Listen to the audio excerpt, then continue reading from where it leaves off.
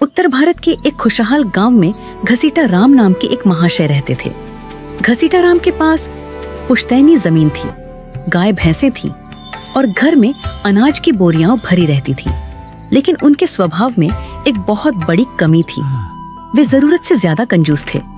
गांव वाले कहते थे कि घसीटा राम अगर अपनी परछाई को भी धूप में चलते देख लें तो उसे भी डांट देते थे कि अरे कमबख्त, इतनी धूप में चल रही है, कहीं काली न पड़ जाए और पॉलिश का खर्चा बढ़ जाए। उनकी इस कंजूसी के किस्से दूर दूर तक मशहूर थे। एक दिन की बात है, दोपहर का समय था और घसीटा राम आराम से कुर्सी पर लेटे हुए थे। अचानक उनके मन में नारियल की ताजी बर्फी खाने की तीव्र इच्छा जागी। अब इच्छा तो जाग गई, पर जेब से पैसे निकालने की बात सोचकर उनके पसीने छूटने लगे। फिर भी स्वाद के आगे वे मजबूर थे। वे लाठी उठाकर गांव के बाजार की ओर चल दिए। सबसे पहली दुकान पर पहुंचकर उन्होंने बड़े रौब से पूछा, क्यों भाई, नारियल क्या भाव दिया? सेठ जी, एक ताजा नारियल मात्र 20 रुपए का है। घसीटा राम ने ऐसा मुंह बनाया जैसे उन्हें बिजली का झटका लगा हो। वे बोले, 20 रुपए? क्या इसमें सोने के सिक्के भरे हैं? भाई इसे 10 रुपए में दे दो। दुकानदार अनुभवी था, वह जानता था कि घसीटा राम से बहस करना बेकार है।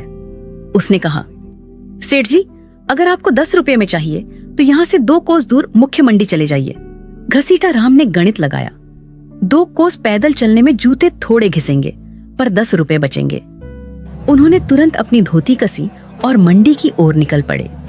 मंडी पहुंचते पहुंचते घसीटा राम पसीने से तरबतर हो चुके थे। वहां पहुंचकर उन्होंने देखा कि वाकई नारियल 10 रुपये का मिल रहा था। लेकिन यहाँ भी उनके अंदर का कंजूस जाग गया। उन्होंने दुकानदार से कहा, देखो भाई, मैं इतनी दूर पैदल चलकर आया हूँ, इस खुशी में क्या तुम मुझे यह नारियल 5 रुपए में नहीं दे सकते?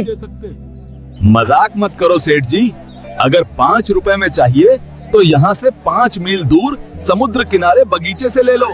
वाह, 5 रुपए और बचेंगे। पैदल चलना तो सेहत के लिए अच्छा होता है। वे अपनी थकान भूलकर नंगे पांव बागीचे की ओर चल पड़े। जब वे बागीचे पहुंचे तो सूरज सिर पर था और उनके पैरों में छाले पड़ चुके थे। उन्होंने बागीचे के मालिक को ढूंढा, जो एक पेड़ के नीचे आराम कर रहा था। घसीटा राम ने हांफते हुए पूछा, भाई, एक नारियल कितने का दोगे? पेड़ पे चढ़ जाओ, जो पसंद आए मुफ्त में तोड़ लो, मुझे तंग मत करो।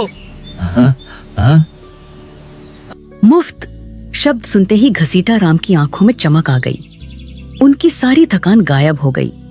उन्होंने आव देखा न ताव और अपनी धोती ऊंची बांधकर एक ऊंचे नारियल के पेड़ पर चढ़ना शुरू कर दिया।